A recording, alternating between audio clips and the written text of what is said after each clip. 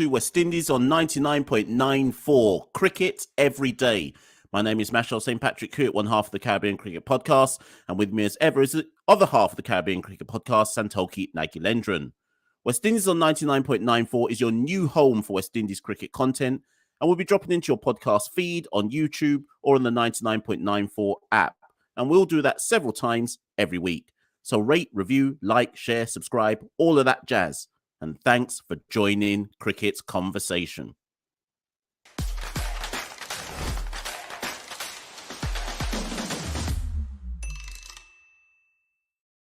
Today on West Indies on 99.94, we're going to be talking about the irrelevance of the World Test Championship. This could be a controversial one, Santokie. Take it away. Yeah, well, firstly, Mash, it's good to be back. Obviously, there's a cost of living crisis in the UK, and I'd been trying to cling on to my dial-up internet connection. Unfortunately, it finally gave way, and I had to get it upgraded. So, I've been absent for a while, but you've been in capable hands.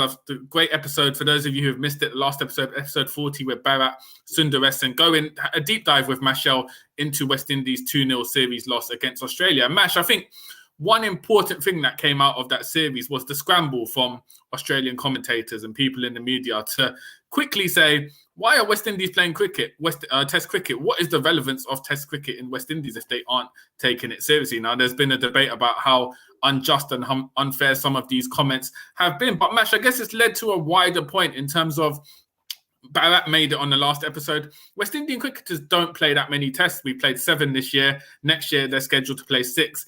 In light of this and the World Test Championship, we're just going to take a look at sort of what is the relevance of the World Test Championship? And when West Indies are playing so little tests, can it add context and can it add much needed importance to the format? So we're going to look at that overall. But Mash, I guess to start with, let's take it to the fundamentals. There's a lot of points here, but fundamentally, as a West Indian fan and observer of West Indian cricket, over this past few years, but obviously in the second edition of the World Test Championship, how do you view the World Test Championship from a West Indian standpoint? Does it mean anything to you at this point? I mean, you and I have tried to add context and meaning. I think we've tried to do a sterling job as part of the Caribbean media to try and pretend that we were in with a shot of making the World Test Championship final, because before the Australia series, statistically, we were mathematically in it. But I guess the best way to answer your question, Santokie, is let's just talk Caribbean media first and foremost. How many Caribbean media over the last set of series we've played in this edition of the World Test Championship? And to remind people, that's Bangladesh at home, England at home, Pakistan at home, Australia away, Sri Lanka away, and we've got South Africa away in March, right? But how many times, Santokie, do you remember anyone ever mentioning, and of course, there's X number of World Test Championship percentage points on the line? I don't remember it, Santokie. And one of the reasons why I don't remember many people saying it is because actually the system doesn't make a lot of sense. Well, it doesn't make any sense. Actually, I would say a lot of sense. It doesn't make any sense. And trying to explain to the casual fan that there's a 2-test match series, 24 points are potentially on the line, which is equivalent to percentage points, which gives you a ranking on the table according to the percentage of wins you've got. That doesn't correlate to the average fan.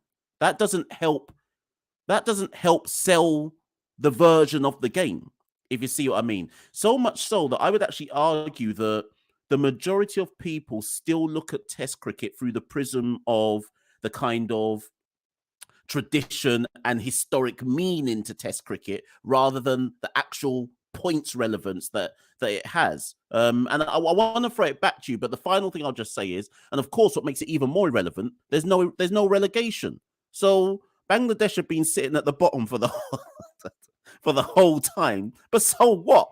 Because it doesn't mean anything. So who cares if they got no percentage points or whatever, 22 percentage points or whatever it is that they've got? So some will say, Mash, it's an improvement on what went before, but essentially, you might argue, Santokie, that essentially for at least half the teams in it, there's no relevance whatsoever. Yeah, I think you've hit the nail on the head there, Mash. I mean, fundamentally, if you look at the amount of games played, I mean, England have played 21 games so far.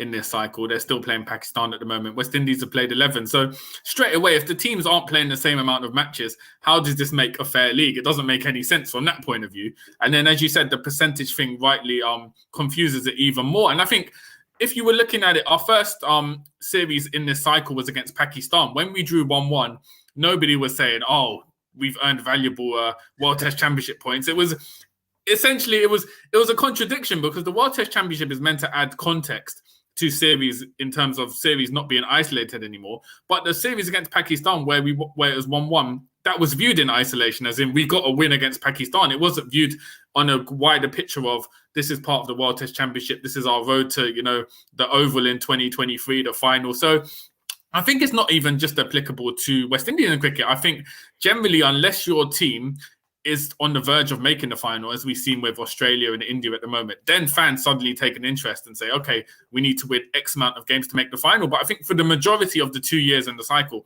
nobody really cares. And I don't know if it's a massive fundamental change in how Test cricket is played and viewed. And I don't know if that shift will ever happen in the short term, at least, in terms of fans viewing series outside of their isolated opponents and viewing it as part of a wider picture in terms of the World Test Championship. It's a massive shift in what is a traditional format. So I think on a global scale, it has irrelevance, but even more relevance for West Indies, because realistically, I know we've said if we could beat South Africa and Australia 4-0, we could make the final.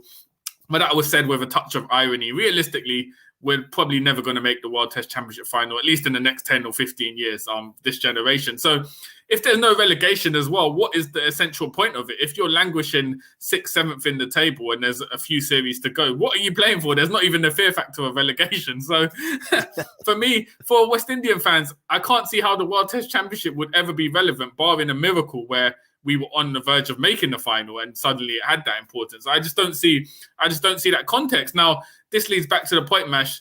Would you implement a relegation system into the World Test Championship? You've already mentioned it. And if so, do you think West Indies would be in the top tier, or would they be in the second division?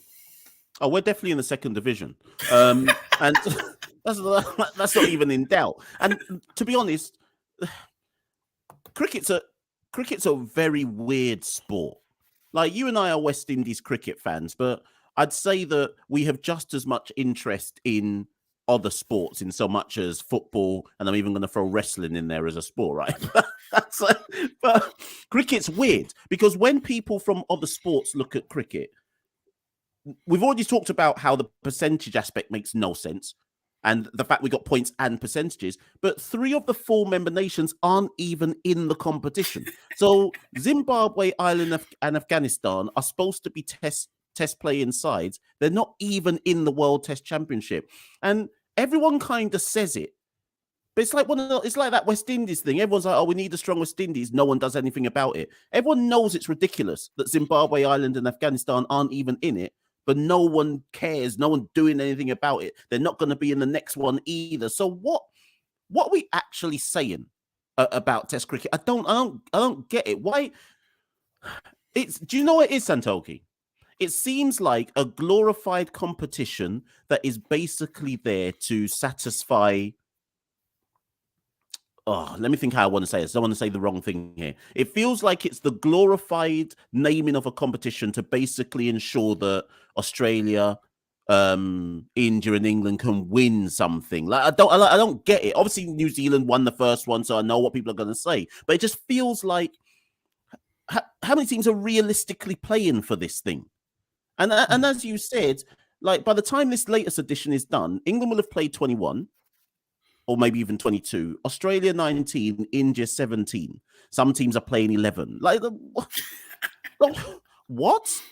So if it was me, and if the people are the higher heads who have control over how the cricket calendar works, the first thing I'd do is I'd split into Division 1 and Division 2. You've got to, if you want to genuinely add meaning, you've got to expand it. Have the top 6, have the bottom 6. So at the end of the next cycle, 2023 to 2025, you have to split it, and you have to say, right, whoever ends in the bottom 3, you're going to join Zimbabwe, Ireland, and Afghanistan in the next edition, and you'll be Div 2. Now, I know what people are going to say, Santokie. They're going to say, but financially, money works at a loss. Well, you know what? create a central financial pool and fund that second tier. Assuming that England, Australia, and India end up in the top tier, fund the second tier so that it can keep going, because you have to have this game of cricket. It's not like American franchises, Santokie, where there's enough franchises to go around so you can get away without relegation and promotion. There's only 8 teams in this, Santokie. Let's go. We've got to do something to make this have more meaning. Yeah, no, definitely. I think that's a very, very valid point about a central fund. And we're going to take a quick break, and when we're back on the other side, we'll be discussing the World Test Championship in some more detail. You're listening to Cricket's Conversation on 99.94.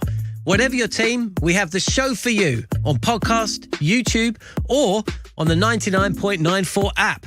We have India, England, South Africa, West Indies, and now Sri Lanka covered. If you want to find us, the best way is to follow us on social media at 9994DM by downloading the 9994 app or Google 99.94 on podcast. We speak cricket. Now, Mash, I'm glad you raised the point about the omission of 3 full member nations not being in the World Test Championship, because West Indies' next test assignment is against Zimbabwe in about a month's time. Now, this poses the predicament. If West Indies were to lose 2-0 to Zimbabwe, what reflection does that have on the World Test Championship? You've got an elite table of 8 teams, and one of them is being defeated by a side that doesn't even qualify. Like, it would have no relevance for Zimbabwe. They wouldn't be earning any points. They're not even on the standards. So that adds another conundrum. And my second point is, we talked at the top of the show, West Indies played 6 tests in 2023, 2 against Zimbabwe, 2 against South Africa, and 2 against India. Now, if we're going to be realistic, most probably we're going to lose 2-0 to India and South Africa, just because they're great test sides. I mean, it's up for debate. We could get an upset against South Africa, but if you were to place a bet, you would say South Africa 2-0, India 2-0. So if you're a test fan, as we are, our one ray of light in terms of a realistic victory is against Zimbabwe, who aren't in the World Test Championship. So this goes back to my wider point, Mash. If there were 2 divisions, do you think that would ironically benefit West Indian cricket in terms of being able to play teams more on our level and also earn confidence-inspiring victories? Because going to Australia, India, South Africa regularly and losing 2-3-0 isn't going to boost the morale of players, but competitive series against the likes of Zimbabwe, Bangladesh, Ireland definitely will. Yeah, and before I answer that, just because they'll come for us, Santokie, both of us have said there's 8 teams in it. It's 9. So there's a correction before people get in the comments. Be like, oh, you lot said 8. Who you're missing out? We were missing out Bangladesh. But anyways. but to answer your question on that, Santokie, you've raised a lot of really relevant points there. It really begs the question, what are we going to Zimbabwe for? If we're supposed to believe in this concept of World Test Championship, what on earth are we going to Zimbabwe for? Who's benefiting out of that? Is it us because we might get some test wins, or is it Zimbabwe because they're apparently testing themselves against one of the 9 elite World Test Championship sides? What now is the relevance to Test cricket to Zimbabwe, Ireland, and Afghanistan? Obviously, Ireland and Afghanistan barely play it anyway, and we all know the reasons behind that. So what's the actual relevance here? It's not like, say Zimbabwe laying us down. It's not like they're going to then get offered a place in the World Test Championship. So what is the point of that series exactly? Does that mean, Santokie, that we're now supposed to treat that series where we just basically take a B side and say, go for experience? Because what is it? Why is it there? Okay. But let me throw this into the mix as to why I think it's important to have 2 tiers to this World Test Championship. Look at what the ODI Super League did. Now, granted, of course, because it was something that actually added some level of competitive nature to cricket, they're getting rid of it, right? But the ODI Super League still has some relevance, right, at this stage of proceedings. And the reason why is because everyone knew going into it, right, only the top 8 can get a place. And because it included the Netherlands, Ireland are there, Afghanistan are there, Zim are there, etc. Everyone kind of knew, right, someone's going to miss out. Someone probably good, why did I call us good? Someone established is likely to miss out on qualifying directly for the World Cup because everyone's scrambling to get into that top 8. And that suddenly meant, Santokie, that when we went to the Netherlands and I went to watch that series in the summer, it had relevance. I was like, oh, sugar, we best get a 3-0 here, because if we don't catch these 3 points, these 30 points in the ODI Super League, we're probably going to have to qualify for the World Cup, which we are anyways. But you know what I mean, right? So when we say there needs to be more context to the World Test Championship, the ODI Super League has given us a bit of a example of what context could do. So if, for example, we were in a tier 2 in a World Test Championship and we had to travel to Ireland to play a 2-match test series, more than likely, Santokie, we'd have to travel there needing to win some test matches to actually try and gain promotion. As it is, we can basically lose all our test matches and just carry on playing this World Test Championship with no repercussions, just cuss outs, and that's it. And we just keep on going. So I feel like the answer is staring us in the face, but it's almost the tradition of cricket. It's almost, Santokie, like creating the World Test Championship was seen as, oh, that's too much change. Let's just leave it like that without wanting to go that further step of being innovative. Yeah, it's weird because the Super League was very inclusive and forward thinking, and you just feel like the World Test Championship has sort of regressed and has almost served to preserve, quote unquote, the traditional Test nations. I'd imagine when they did devise the World Test Championship, their ultimate dream was to have Kohli lifting the World Test Championship just for that image alone. So you'd imagine it is geared, as you said, towards Australia, India, England, essentially winning a trophy, having an extra trophy to everything else they've already won. And so it's a tricky one because I don't see them changing anything very much in the next few years. It's going to be like this. But then, as you rightly said, if that's the case, if Cricket West Indies are always saying financially it's hard to arrange A-team tours and it's hard, to get developing players out and about playing, if the Zimbabwe series doesn't have any relevance on the World Test Championship, which is meant to be, the World Test Championship is meant to be the context for Test cricket in the modern era. So if the Zimbabwe tour doesn't have that context, surely you could just treat it like an A-team tour. I don't see what the actual point is of the Zimbabwe tour now. If you're saying it doesn't have the context of the World Test Championship, and the World Test Championship is the defining context for Test cricket, so surely you could treat that as an A-team tour. Or are you saying the Zimbabwe tour is meant to be preparation for the South Africa series, which is part of the World Test Championship? So thereby you're reducing the sort of competitive nature of what Zimbabwe represent. It's confusing. And if I'm a Zimbabwe or an Irish fan, I'd be very, very dispirited and confused about sort of what the World Test Championship sort of represents. So yeah, I don't think they're going to add any relevancy. I think that, as you said, they're waiting for the right moments, for an Australian team or an Indian team to sort of lift it and get the pinnacle of Test cricket in the form of a trophy as such. But then, Mash, this leads to sort of a wider question with West Indian cricket. On the flip side, if we're always languishing in this World Test Championship, and we're barely playing any tests. I mean, if you're a West Indian Test cricketer, your season finishes in July after the India series. There's no other tests for the rest of the year. What are you thinking if you're a youngster in the test setup at the moment? If you're like a Tagenarine Chanderpaul or someone trying to make it like a Tevin Imlach or Afanasi trying to make it into the test side, what are you currently thinking? Is Test cricket long-term going to exist in the West Indies? Do you see it prospering when all the conditions and the environment are there for it to fizzle out? It's a very, very serious question. And as much as you and I can laugh about some of the stuff we talk about, this actually needs an episode in and of itself, because let's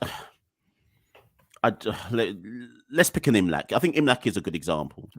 So Tevin Imlach's game right now probably isn't good enough to be on the West Indies ODI radar. He's definitely a red ball player. Even if he puts all his eggs in the red ball basket, and he says, because basically you keep saying it, Santokie, on our Twitter feed, Craig Brathwaite is now a throwback. The chances of a Craig Brathwaite existing in West Indies cricket going forward must be slim, because surely every single West Indies cricketer is looking at our 6 test matches a year and saying, boy, so what's that really worth to me? What? Red Bull contract, 200k if I'm lucky. If I'm lucky, right? 200k. I'm sure somebody from Cricket West Indies will message me and say, no, Mash, you've got it wrong. It's 250k or something like that, right? But 200k for a Red Bull contract for 6 games a year. And remember, Santokie, our Red Bull season is only 10 games. So basically, your whole career is just 16 games a year, Santokie. So your the system is basically saying to West Indies cricketers, you might as well focus on T20 or T10 and try and get the big bag that way, because there's no relevance to play in Test cricket. No relevance. There's no long-term purpose if you're only playing 6 games a season. I don't see. And it's kind of similar to, also, just to throw in another point, it's similar to a point you made on our Twitter feed about how do you then even develop you basically have to get into the Test side and immediately produce in those conditions, because are you realistically getting your 6 games in a season, you flop, and basically your Test career is done? That's it. That's it, Santokie. Because there's only another 6 games next year and you've probably ruined all of your chances.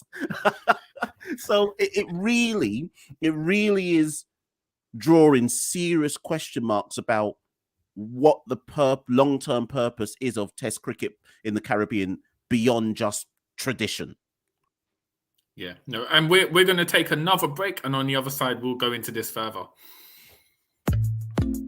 If you love the language of cricket and want more, then head over to the 99.94 app, and you can hear all of our podcasts and cricket commentary. We're adding new shows all the time and covering cricket series from all over the world. Be the first to hear all of our announcements by following us on social media at 9994DM. Welcome to Cricket's Conversation. So yeah, Mash, I think it's a very good point in terms of how do you want to play Test cricket as well. If we look at the world has sort of been applauding baseball, that's taken the English Test team by storm over the summer. But part of the reason was England were playing so many tests over the summer. Essentially, some of the tests became disposable. Brendan McCullum was like, you know what, we can use these tests to experiment. Zach Crawley, go out and play baseball-style cricket. It doesn't matter if you get low scores. We've got so many tests, you can sort of find your way. And they were able to develop a philosophy which has led them to success simply by having so many games they could afford to gamble and risk. If you're West Indies now, and if you're the new coach coming in, you've only got 6 tests for 2023. Each test is therefore so much more important to you in terms of keeping your job and also getting those results. So you can't develop a philosophy. So it's like a catch-22. You essentially, because you play so little Test cricket, the matches you do play, you have to be cautious. You can't take any risks because you can't take the matches for granted. If you're a Tagenarine Chanderpaul, who only plays Test cricket at the moment, you're looking at your season. Firstly, you're thinking, hold on, my season's done in July. What am I going to be doing in August, September, November, October, November? There's nothing after that. But even if you look at that, he's got the 6 test match in a regional season between January and July. That's a limited time frame. You can't afford to massively change your game or overhaul it. You're essentially going to try and stick to what you know at, because you need to keep your place in the side, and you've only got a certain amount of games to prove it. So in the other hand, as much as, you know, Australian commentators and pundits will criticize the style of West Indies and how we play, the system, the ecosystem of cricket and the sheer amount of games that we have to play, how little we play, means that that dictates our style. We can't really have a style. We have to play it game by game because there's not enough to develop. And that also is a massive issue, because if West Indian Test cricket doesn't have a style, it's harder to succeed. And also it's harder to inspire younger generations who are watching this side to sort of take it up. At least, you know, there's English kids, teenagers who are watching baseball now and thinking, oh, Test cricket's not bad. It can be exciting. If you're a West Indian youngster now, you're watching that middle order. You're watching that middle order. You're thinking, oh, you know what? Basketball's looking kind of good right now, you know. So it's not even a case of, you know, like, short-term ramifications. Long-term, the ecosystem of cricket and Test cricket is affecting our ability to produce a next generation of players, inspire that next generation of players. And essentially, we've got a cycle which goes back to your fundamental point. Everyone loves to talk about problems, but nobody is doing anything to solve them, Mash. Yeah, we're going to be having this same conversation 3 years from now at the end of the next cycle of the World Test Championship, when again, we will have ended somewhere between 7th and 9th. And we'll be saying, so what's actually the point of this competition? I just want to throw one more thing in there before we try and bring this one to a close, Santokie. I was looking at prize money behind this competition. And maybe it's changed in the last few years, but my understanding is that the teams that finish in 6th, 7th, 8th, and 9th all make the same amount of money. So, Santokie, I'm just saying, let's just end bottom every year because no incentive to end sixth. So we can end mid-table in this competition, and we don't get any more money than what Bangladesh are getting for losing every single test match. So we might as well end bottom, because so what? Listen, it doesn't change. Why anything. we even hold on? Why are we even going to South Africa? You could forfeit the matches and not bother travel and take the licks, and you still get the same money. You still get the same money. I have to, and this is why I have to come to the conclusion that cricket is not a serious sport. It can't be. How can you have the same prize money? No incentive for Bangladesh to get off the bottom of the table. Like, I don't understand this whatsoever. But the very final thing I will just say, because we've taken some slack for saying this, but it is worth mentioning in defense of the World Test Championship and the statistics behind it. In the 2019 to 2021 season, we ended 8th with a win percentage of 26.9%. We have one more series to go in this edition, the 2021-2023 season. We're currently 7th, and I think we're probably likely to finish 7th. I'm not sure New Zealand will or can overhaul us.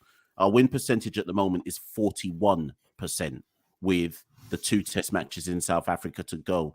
I think even if we took those 2 licks in the test matches against South Africa, we'd still have a better win percentage and likely position, a higher position than we ended in 2019, 2021. And the only reason I say that is if people are paying attention to the World Test Championship, and if they are saying that there's relevance to it, then statistically, we got better from the first season to the second season. So anybody listening to it saying, no, you two are out of order, the World Test Championship is life. Okay, well, in that case, then we had a good season because we did better than the last season.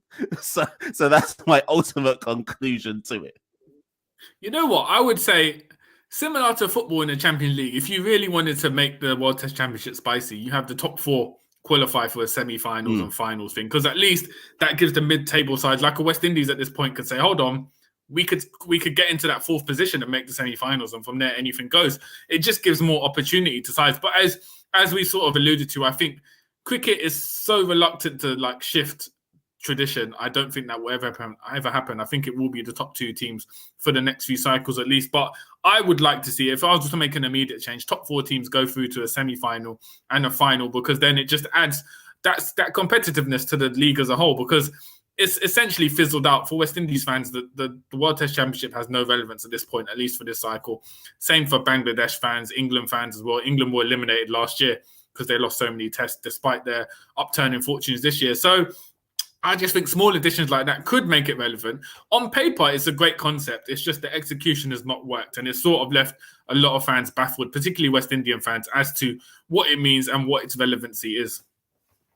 Most definitely. Listen, people, we expect this episode to be one where enough of you have some comments on it. You probably disagree. Some of you might agree. Some of you probably didn't even know we were in the World Test Championship. But either way, get in the comments below if you're watching on YouTube. Obviously, if you're listening to this on the 99.94 app or whichever podcast feed of your choice, do like, share, review, and rate. And we'll meet you again on the other side. Santokie, it's goodbye from me. Is it goodbye from you?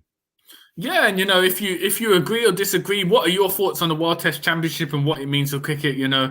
Comment below, hit us up at Carrick Cricket on Twitter, social media, Instagram, and let us know your thoughts. And also, it'd be good to know, actually, what have been, if you were to look at the cycle for the past 2 years, what have been your highlights and lowlights in terms of West Indian cricket? Were there any performances which sort of stood out? We've obviously played Pakistan, England, Bangladesh, Sri Lanka, Australia.